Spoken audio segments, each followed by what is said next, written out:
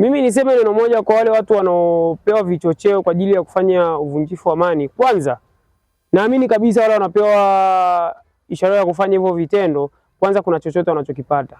Lakini niseme kile kitu wanachokipata wanaweza kula wakakitumia siku 2 siku 3, lakini napoongelea amani topic ndefu ambayo inaweza kaenda mwezi wa kwanza, mwezi wa pili, mwezi wa 3. Ile hela uliopewa ya kuchochea vurugu inaisha, lakini unarudi tena kwenye athari na wewe kuingia kwenye maisha magumu. Kwa mimi niwaambie tu hasa vijana wenzangu, tulinde amani yetu tuliopewa na Mungu, tulinde amani yetu tunaongozwa na marais wetu, tulinde amani yetu tunaopewa na viongozi wetu, kwa sababu amani tukiwa nayo tutakuwa na shida yoyote. Vurugu haina maana, vurugu haileti suluhisho la kutatua mgogoro, bali kuna vitu mbalimbali ambavyo vinatakiwa vifuatwe ili kwa mambo yaweze kukaa sawa. Kwa jina naitwa Mampari, natokea Arusha, mtaa wa Jeiara. Cha msingi na cha sekondari cha kuwasisitizia wanafunzi, yani vijana ambao wanataka kuleta fujo kwa nchi ya Tanzania. Tanzania ni nchi yenye amani. Kwa hiyo amani, sisi tunachoomba kikubwa ni amani iendelee kama jinsi walivyoikuta. Amani ndio jambo la msingi. Kwa kila mtu anatakiwa awe na amani kwa sababu Tanzania tuna amani. Vitu ambavyo vilikuwa vinaashiria ni kama walivyokuwa wanataka kuleta kuandamana. Umeona, wanataka kuandamana kwa sababu labda kuna kitu labda kimetokea. Lakini sasa kuandamana sio kwamba labda ndio mnasema kwamba mnaendeleza amani, ni uvunjifu wa amani. Cha msingi kama mtu anaona labda kuna kitu kimekosewa, labda kimekaa vibaya, kufuata labda sheria na misingi, maana serikali ipo. Na serikali ni wewe mwenyewe.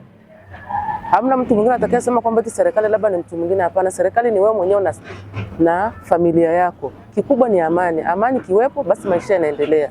Kwa kweli yani ninachowaasa vijana, hebu wafuate amani walioikuta kwa sababu kabla hata hawajazaliwa amani ilikuwepo. Kwa hiyo amani iendelee. Mimi kwa majina naitwa Yusufu Musa, natokea mtaa wa Jeiara na ndio sehemu nilipozaliwa na ndio mahali ninapoishi pia. Kuhusiana na vijana kuharibikiwa au kuchafukwa au kutokuwa na amani, ni kitu ambacho kwanza tungependa sisi kama Watanzania kuomba kuwa tuna uhuru wa kueleza kile jambo ambalo sisi tunataka kujisikia kulieleza. Sio kutishiwa amani kwamba ukiongea hivi sio ukisikika hivi sio itakuwa hivi, hapana. Wewe inapaswa kuwa tuna uhuru wetu. Mtu unapotaka kuzungumza kitu upewe uhuru, usikilizwe wewe kama mwananchi na pia kama Mtanzania. Kwa mimi binafsi, unajua kila mtu ana uelewa wake. Ni kutokana tu na wao vijana ambao jinsi wao wanapolipokea hilo na uelewa wao mdogo. Ila